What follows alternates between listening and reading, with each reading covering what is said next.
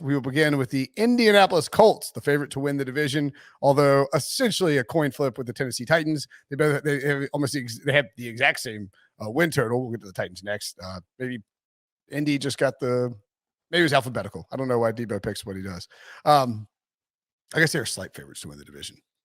9-8 record in 2021. Of course, that 9-8 record marred significantly by a Week 18 loss to the Jacksonville Jaguars, which eventually had Carson Wentz shipped out of town because the Colts missed the playoffs. All they had to do was a 17-point favorite on the road was go win in Jacksonville. They couldn't do it, and Wentz got shipped off. They bring in Matt Ryan, and then this past week, just as sort of a kick in the old Wentzoids, they also signed Nick Foles, who has a statue outside of whatever Philly's jail / stadium is called these days. The Link. I can't remember anyway. Now I'm like forgetting what Philly is called because I was being sarcastic. They also had Stephon Gilmore, Rodney McLeod, and brought in Dennis Kelly as well they brought in several guys on the offensive line.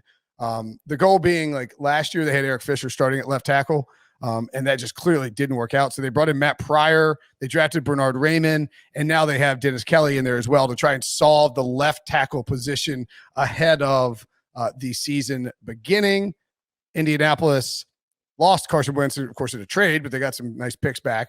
Marlon Mack signed away, departing as a free agent, and Jack Doyle retired. Rock Ya-Sin also traded to Las Vegas. They brought back in Yannick Ngakoue as part of that deal.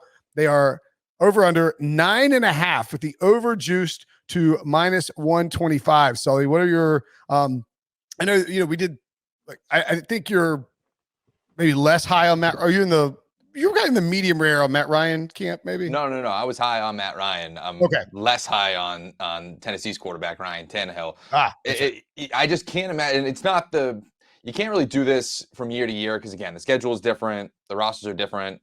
Circumstances are different.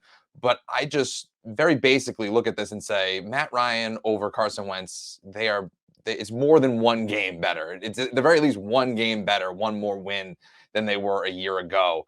So when you look at it just like that, I mean, I think that the Matt Ryan impact is going to be pretty significant for them. I even put them as a sleeper kind of Super Bowl team there, long shot, when we were talking about this earlier when I was last on the pod too. That's right. I like them in the division to win this one. And if you look at the schedule, I mean, what a soft opening that you can have. Back-to-back games against the Texans and Jaguars to begin your season. I mean, that is as soft of a landing zone to get things situated before you take on a team like the Chiefs in week 3. That, for me, that is a great way for them to get that momentum going. And then you look at the rest of it. I know they do have difficult opponents against the Chiefs. You get the Broncos, even maybe Philadelphia in the Raiders and all that. But overall, you're facing the Commanders, you're facing a Steelers team. There's a lot of areas here where you can stack up wins for them. So I like the over.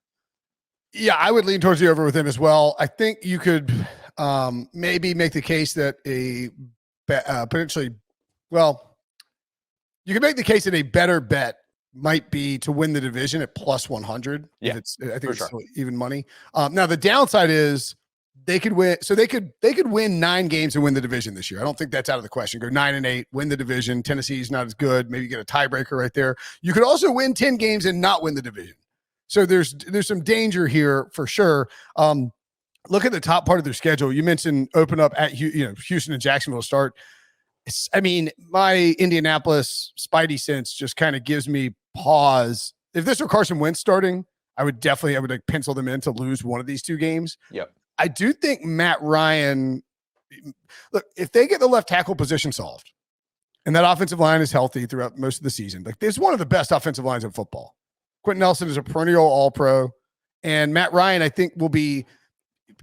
People are really underestimating just how bad the protection was for Matt Ryan the last few years, and like how little the defense wasn't good, so he was constantly behind schedule, constantly having to throw, constantly under pressure. Now, of course, this defense might take a step back with Gus Bradley running it versus Matt Eberflus. I think that's entirely possible.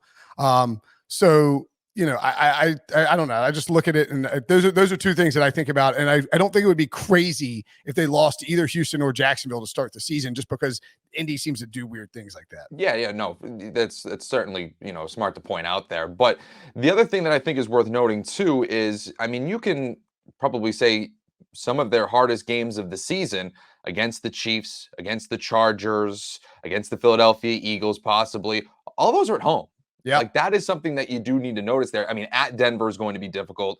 At Vegas is going to be difficult. Maybe even going to New England could be difficult depending on how the Patriots turn out this season. They're three hardest. I don't think you count divisional road games because you have those.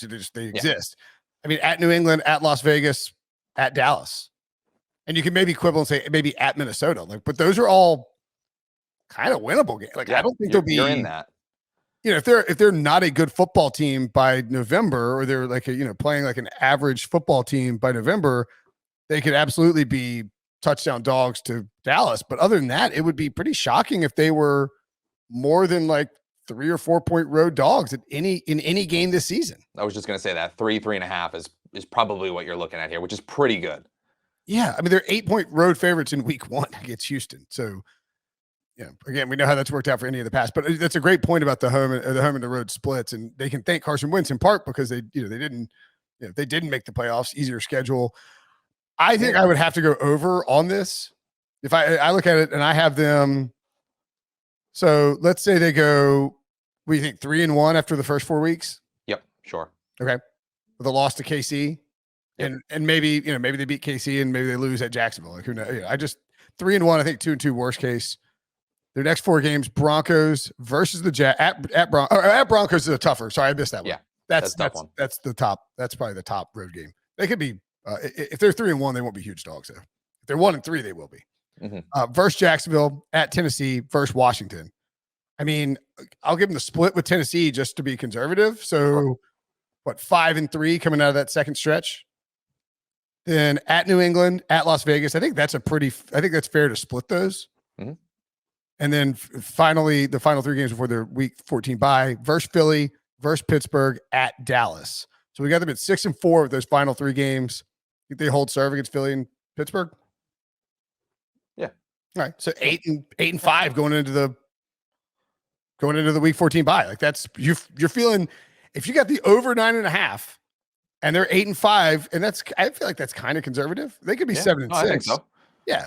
But like you feel like they should win at least 2 of their final 4 games. At Minnesota, coming out of the bye, not an easy one, versus the Chargers on the day after Christmas, and then at the Giants and versus the Texans. Like that feels like 2-2 to me, and that gets us to 10-7.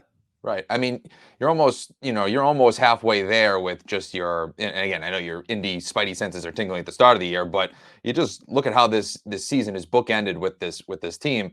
At Texans, at Jaguars, and then you finish up at Giants versus Texans. I mean, those are 4 wins, very winnable games there at the tail end of the beginning of your season right there. If they happen to go 2-2 in those 4 games, then you're probably losing this over. Yeah. I think you need to go 4-0 in those games.